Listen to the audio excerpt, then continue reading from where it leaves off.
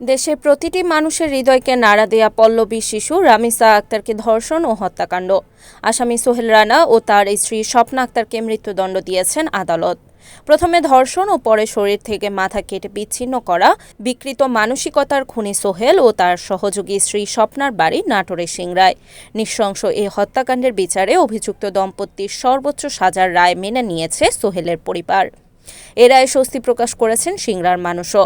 দেশের ইতিহাসে দ্রুততম সময়ের মধ্যে এই মামলার বিচারকাজ সমাপ্তি একটি দৃষ্টান্ত হয়ে থাকল বলে মনে করছেন আইনজীবী ও সুধী সমাজ। রবিবার ৭ জুন দুপুরে রামিসা হত্যা মামলার রায় ঘোষণার পর হত্যাকারী সোহেলের নিজ এলাকায় নাটোরের সিংড়ার মহেশচন্দ্রপুর গ্রামের মানুষ স্বস্তি প্রকাশ করেন। এদিকে দুপুরে ফাঁসির দণ্ডপ্রাপ্ত সোহেলের বাড়িতে গিয়ে অন্যান্য দিনের মতোই স্বাভাবিক অবস্থা দেখা যায়। দুপুরে পরিবারের সদস্যদের নিজ নিজ কাজে ব্যস্ত থাকতে দেখা যায়। পরিবারের সদস্যদের সাথে কথা বলে জানা যায়, আজ সোহেলের বিরুদ্ধে হত্যা মামলার রায়ের কথা তারা জানতেন না। স্থানীয় লোকজন তাদের বাড়ি এসে রায় ঘোষণার কথা জানান। রায়ের প্রতিক্রিয়ায় সোহেলের বোন জলি বেগম বলেন, আমার ভাইয়ের ফাঁসি হবে এটা আমরা ধারণা করেছিলাম। ফাঁসির রায় আমরা মেনে নিয়েছি। আমাদের সামর্থ্য থাকলে আপিল করতাম। সোহেলের পিতা জাকির হোসেন ও সোহেলের মা সাজেদা বেগম বলেন, আমরা এতটাই গরিব যে আপিল করার মতো টাকা আমাদের নেই। সরকার আইনজীবী দিলে আমরা আপিল করব।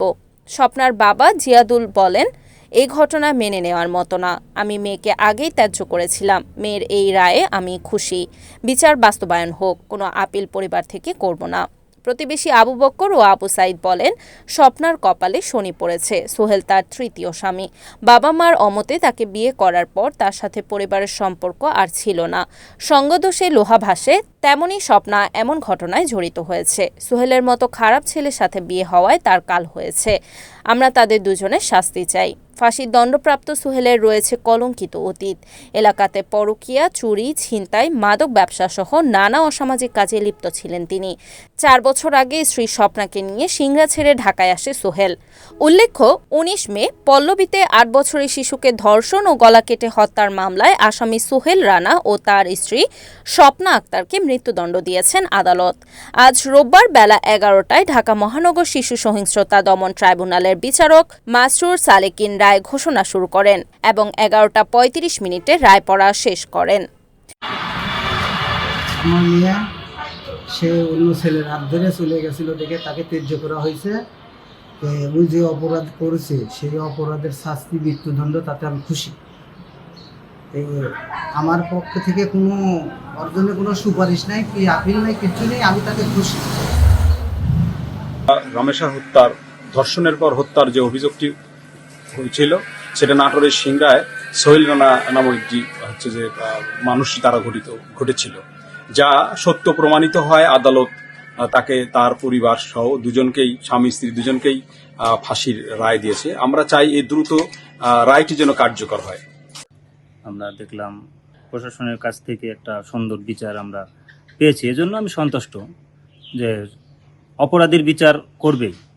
কিন্তু ইতিপূর্বে আমরা কখনো দেখি নাই যে ৫ কার্য দিবসে বিচার সম্পূর্ণ হয়, বা সেটার এই হত্যা ও ধর্ষণের সঠিক তদন্ত হয়েছে এটা আমিও মনে করি না।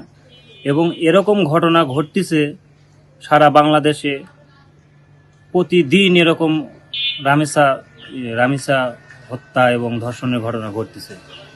যেমন এনার বিচার হলো ৫ কার্য দিবসে, আরও হাজারো রামিসার হত্যার বিচার যেন আমরা খুব দ্রুত দেখতে পাই।